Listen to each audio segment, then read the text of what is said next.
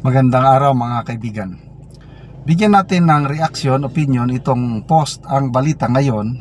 Title: Pati mga high school students involved na sa pulburon.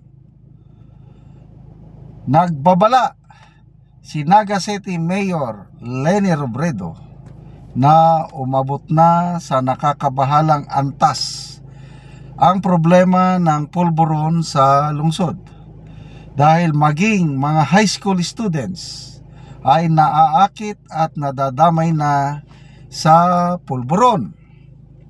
Ayon kay Robredo, ito ang isa sa nakakagulat at pinakamabigat na impormasyon na natanggap niya mula sa mga barangay. Kasama ito sa mga ulat na agad niyang iniabot kay Naga City Police Chief Colonel Gilbert Fariñas, kasabay ng paggigiit na kulang at hindi sapat ang kasalukuyang anti-pulburon program ng lungsod. Sabi niya, pati mga high school students involved na sa pulburon. Binigyan din ng alkalde na hindi ito isolated case. Marami na umanong residente at magulang ang nagrereklamo, at may mga barangay na halos sanay na raw sa presensya ng pulburon dahil naging bahagi na ito ng kanilang araw-araw na realidad. Dagdag ni Robredo, hindi lamang kabataan ang naaapektuhan. Mismong ilang police assets pa raw ang lumalabas na pulburon personalities sa kanilang lugar, isa pang rason kung bakit lumalala ang sitwasyon. Sabi niya, ang pinaka-problema nila ay yung asset mismo ng pulis. Siya pa yung nagiging main pulburon personality sa barangay. So, grabe, no? Ano ito? Pakisagot, Auntie Claire. Sinasabi nila na pinagmamayabang ng administrasyon na mas maganda daw ang programa ng administrasyong ito sa paglaban sa pulburon kumpara nung nakaraan. Pinagmamayabang nila na bloodless. Hindi mo na kailangang gumurgor ng maraming tao dahil pwede pala na malabanan natin ang pulburon sa mapayapang paraan. Ang dami nating nahuhuli na mga substance. Yan ang mga pinagmamayabang nila eh. Yung nahuhuli nila eh, lumalapit lang sa karagatan, lumulutang na lang sa dagat at pinupulot na lang. Ganon sila ka proud sa kanilang achievements. So, ano ito? Sa Naga lang ba ito nangyayari o sa buong bansa? Sa aking karanasan o pag-iikot, marami na akong lugar na napuntahan na sinasabi, bumalik na ang problema ng pulburon dito sa aming lugar, sir. Ganun. Mayroon last year ata ito, isang kolumnista sa Philippine Star, if I'm not mistaken, si Mr. Cito Beltran. Sabi niya, grabe, somewhere in Pangasinan daw yung pulburon, yung nakasase, parang normal lang benta sa mga sari-sari store sa isang barangay. Ganun nakatalamak. Kaya ba last year din ata yung mga adiktos, yung hit sila, ipinopost pa nila sa Facebook ang kanilang gawain. So, bakit ganon?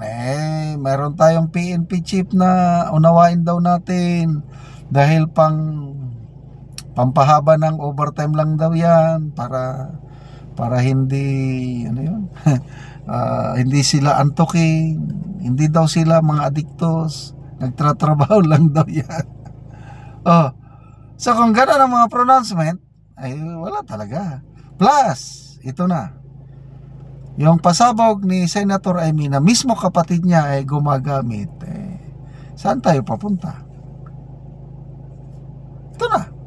Oh, yung ating Tatay Digong na yung kampanya niya laban sa pulburon nung kapanahonan niya, na to me, ang daming natulungan dahil tumahimik ang ating mga komunidad. Natakot sila eh. So ginawa niya yung dapat niyang gawin. Well, totoo na may mga ilang kaso ng nagurgor na hindi naman dapat. Kasalanan yun ng mga pulis. Kaya may mga nakasuhan, may mga nakulong namang pulis. Bakit ngayon ang ating Tatay Digong nagdurusa, kinidnap ng administrasyong ito? Kaya bagay na hindi ko yan makakalimutan. Yung sakit na nararamdaman ko nandito pa rin.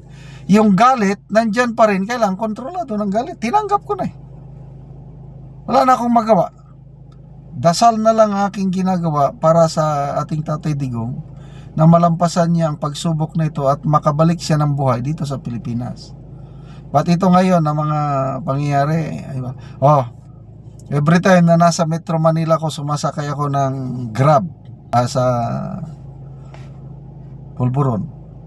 Ngayon, bumalik na. Yung anak ko na nagtatrabaho sa Metro Manila, sabi niya, grabe daddy, isang gabi napadaan ako sa ganitong lugar, sa may EDSA daw sa may malapit daw sa stasyon sa pulis, sa may poste ng kuryente mismo, doon tumitira yung mga adiktos. Napakalapit sa police station, baliwala lang daw sa mga pulis. Yan ang ating society ngayon. Ang dami ng nakakabahala. So may problema tayo sa baha, problema tayo sa korupsyon, problema sa mataas na presyo ng bilihin, problema sa ekonomiya, ito pa, problema sa pulburon. So God save the Philippines. Magtiis tayo hanggang 2028. Salamat mga kaibigan sa inyong pagsubaybay sa ating channel. Nakakatulong kayo ng maigi sa tribong Talandig ng Bukidnon dahil ang income natin sa channel na ito is pantulong po sa tribo. Namimigay tayo ng libreng yero at pako para makapagpatayo itong tribo ng mas maayos na tahanan. Panoorin nyo ang video na ito. Ug karon mao ni ang matagaan og yero. Salamat kayo sa paghatag sa sin. So muna ni ang atop nga nata na gyud kung maulan, so maulanan na gyud siya.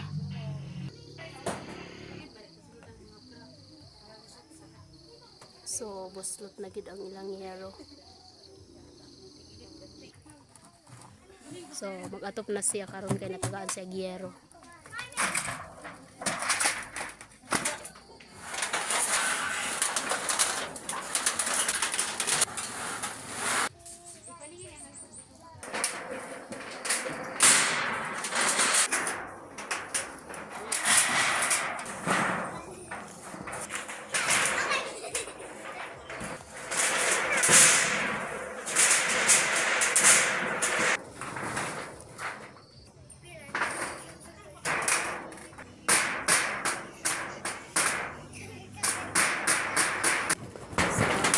Nagyud og atop og napulihan na ang ilang yero.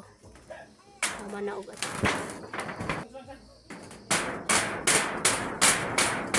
So nindot kayo kay napulihan na ang gatuluan.